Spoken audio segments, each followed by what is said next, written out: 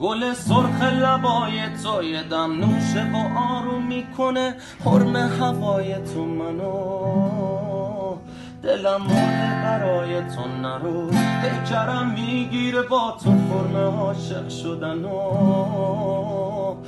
بلنگوی صدای تو برام مثل یه گهواره موزیکه با تو دورم از این دنیا و انگار که تو آغوشت یه سیاره کوچیکه